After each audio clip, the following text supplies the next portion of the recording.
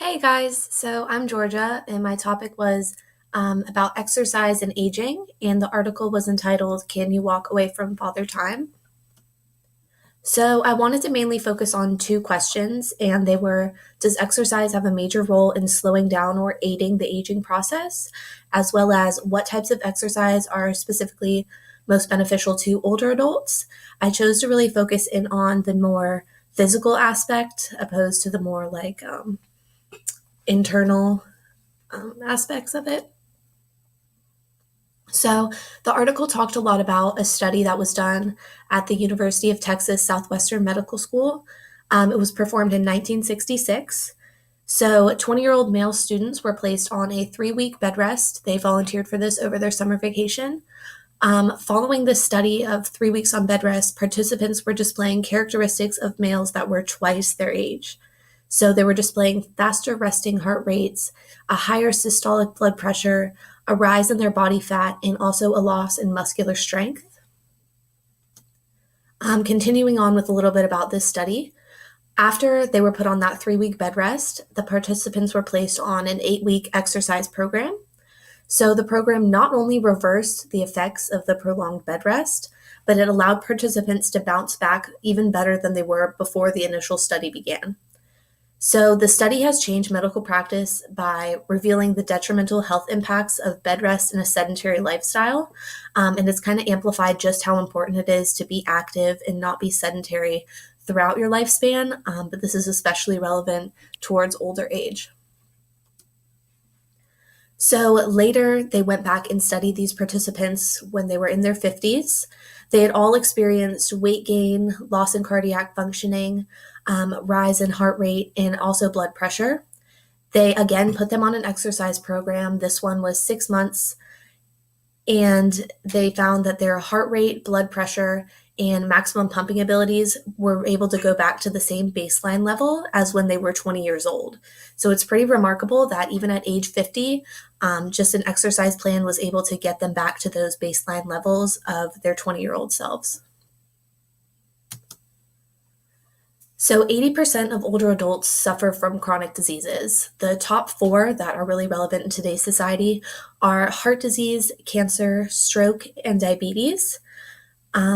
68 or more of the older adult population have two or more chronic conditions, which is pretty crazy, pretty sad.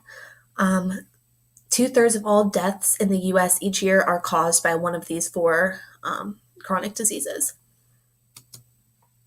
So, the current solutions and interventions that we really focus on in today's world are tertiary care. So, like after the fact, after you're diagnosed, we just choose to treat people. So, this can be in the form of surgeries, daily medications, frequent doctor's visits. The US Department of Health and Human Services has data backing up the statement that physical activity appears to reduce the overall rate of mortality by over 25%, as well as add an extra 2 years to a person's lifespan. So, this is just a little glimpse of how physical activity can be very impactful to older adults and any person in general. So, as far as looking at the most beneficial forms of exercise for older adults, this specific article identified three types, which included resistance training, flexibility training, as well as balance training. See. So, resistance training is moving limbs against resistance. So, this can be provided by body weight, resistance bands, bars, dumbbells, can involve weightlifting or using machines like in the gym. So, resistance training really builds muscle mass. It can preserve calcium in the bones. It reduces difficulty in activities of daily living, and it also enhances energy expenditure. As far as flexibility training, this can involve stretching exercises, and they aid in enhancing range of motion. There are two different types of stretches. One is static and one is dynamic. So, static is holding a specific position to lengthen a certain muscle group, and dynamic is more of stretching to get the blood pumping. Um, and it also enhances range of motion, and it kind of mimics real world movements. So, engaging in flexibility training can help prevent muscle stiffness. It can increase joint range of motion, as I said, and it also promotes independence in older age because you're able to do more things for yourself independently. So, balance training is important.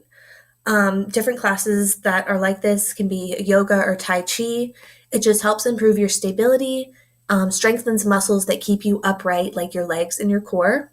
There are also classes that we have today that are specifically designed to help older adults in preventing falls and learning how to fall safely. So that's very important.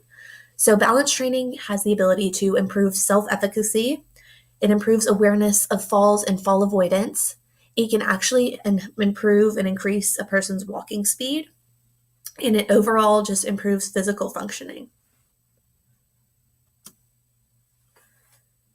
Regular exercise overall is able to prolong life and reduce the burden of disease and disability in old age. I feel there needs to be a shift from this tertiary treatment and care to a more of a focus on prevention of chronic disease and disability.